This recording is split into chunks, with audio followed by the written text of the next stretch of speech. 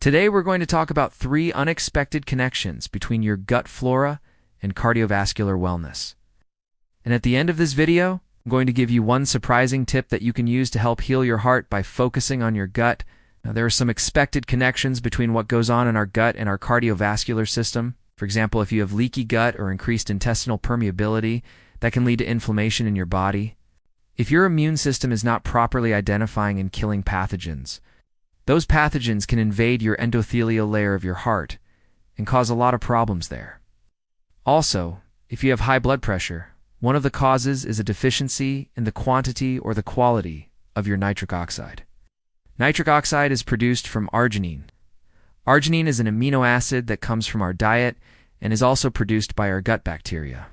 So if you don't have enough of these healthy bacteria in your gut, you're going to have less production of nitric oxide, which can lead to higher blood pressure.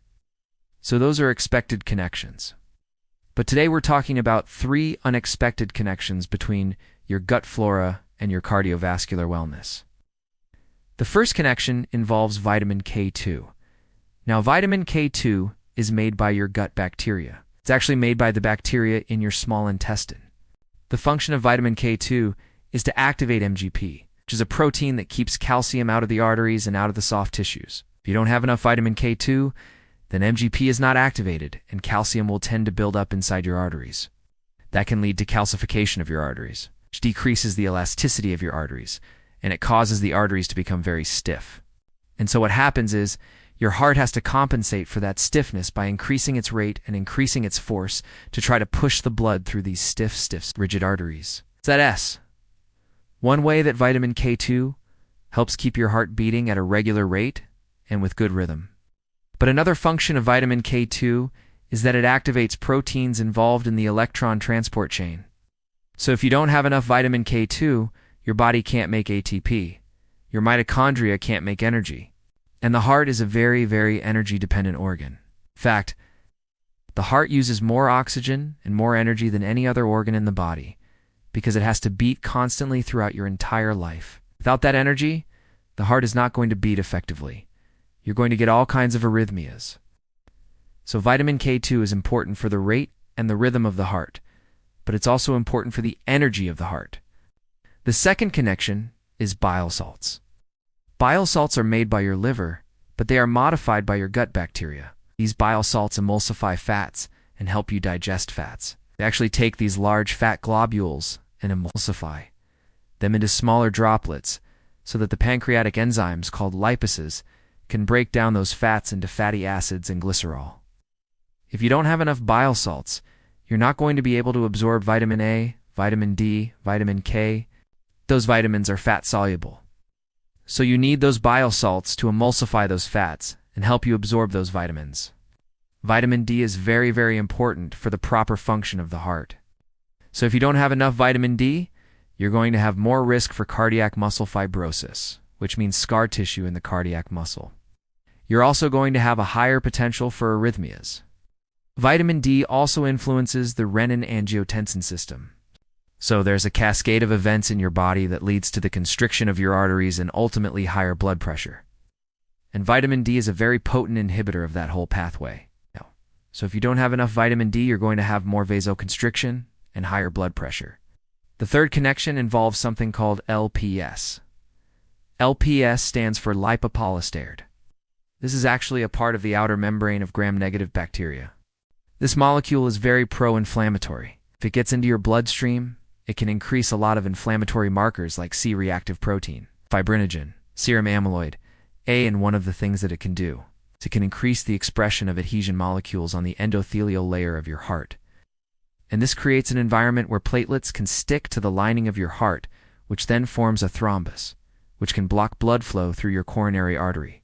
So this LPS molecule is very prothrombotic, it's pro-clotting, it's pro-atherosclerotic. And so when you have this molecule floating around your body, you're going to have more plaque formation. You're going to have more fibrous tissue in your heart, and you're going to have more calcification in your heart.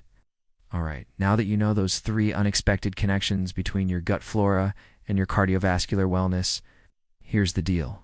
What can you do about it?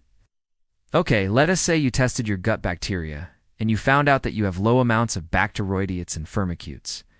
You have an overgrowth of proteobacteria, and you have a depletion of Akkermansia. What can you do about it?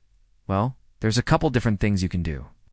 First of all, you can start consuming foods that feed the good bacteria and starve off the bad bacteria. The foods that feed the good bacteria are typically complex carbohydrates like vegetables, fruits, and fiber. Fiber is a great way to feed your good bacteria and starve off the bad bacteria, because the bad bacteria feed on simple sugars. So if you eliminate sugar, you're going to do these bacteria a huge favor. The other thing you can do is consume foods that help heal the lining of your gut. This includes bone broth, garlic, cabbage, aloe vera, slippery elm, turmeric, ginger, and foods rich in glutamate like cabbage, kombuchas, sauerkraut, and beet tops. Glutamate is an amino acid that's involved in healing the tight junctions in your gut. So if you have a leaky gut, glutamate can help heal that leaky gut. And then the last thing you can do is consume foods that promote apoptosis or programmed cell death of these pathogenic bacteria. And these include garlic, onions, citrus seeds, essential oils like oregano oil and thyme, and even coffee. Coffee has a really cool effect of promoting apoptosis in pathogenic bacteria. But here's the thing. There is one food that's been shown to have all of these effects, and this one food is sauerkraut. Sauerkraut has a very unique microbe called Lactobacillus plantarum, which is probably the most researched microbe for cardiovascular health. This microbe has been shown to reduce hypertension, reduce atherosclerosis, reduce thrombosis, and it promotes nitric oxide production. So if you want to support your cardiovascular system, consider adding more sauerkraut to your diet. Now, because of the censoring and the suppressing of the algorithms on some platforms, it's becoming more difficult to find my content. And there's a lot of content that I cannot put on those platforms, unfortunately. So to make sure you have full access of all my information, subscribe to my newsletter by clicking the link down below in the description, and we'll see you on the other side. Since we're talking about your heart, there's a video that I think you'll really enjoy that I'm going to recommend right now, and it's on the top 6 vitamins to prevent a heart attack. Check it out right here.